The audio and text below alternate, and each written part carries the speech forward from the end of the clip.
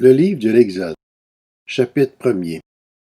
Voici les noms des fils d'Israël venus en Égypte avec Jacob, chacun accompagné de sa famille. Ruben, Siméon, Lévi, Juda, Issachar, Zabulon, Benjamin, Dan, Nephtali, Gad et Azé. Les personnes issues de Jacob étaient au nombre de 70 en tout. Joseph était alors en Égypte. Puis Joseph mourut, ainsi que tous ses frères et toute cette génération-là. Les Israélites eurent des enfants et pelulèrent. Ils devinrent très nombreux et puissants, au point de remplir le pays.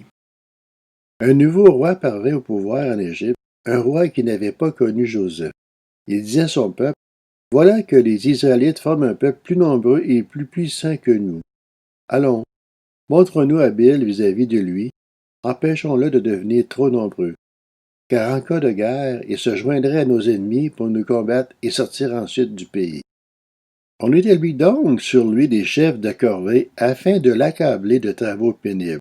C'est ainsi qu'on construisit les villes de Python et de Ramsès, destinées à servir d'entrepôt au Pharaon.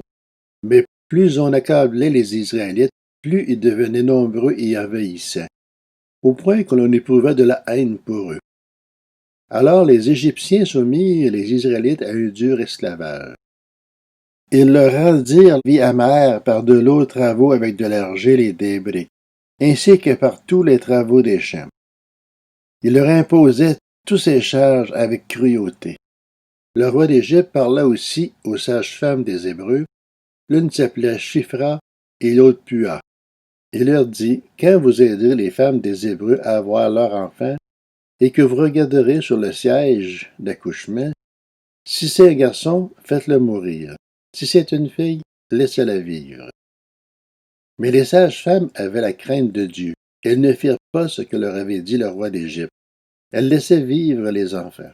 Le roi d'Égypte convoqua les sages-femmes et leur dit, « Pourquoi avez-vous agi ainsi et avez-vous laissé vivre les enfants? » Les sages-femmes répondirent au Pharaon, « C'est que les femmes des Hébreux ne sont pas comme les Égyptiennes. Elles sont vigoureuses et accouchent avant l'arrivée de la sage-femme. » Dieu fit du bien aux sages-femmes, et le peuple devient nombreux et très puissant. Parce que les sages-femmes avaient eu la crainte de Dieu, Dieu fit prospérer leur famille. Alors le Pharaon ordonna à tout son peuple, « Vous jetterez dans le fleuve tout garçon qui naîtra, et vous laisserez vivre toutes les filles.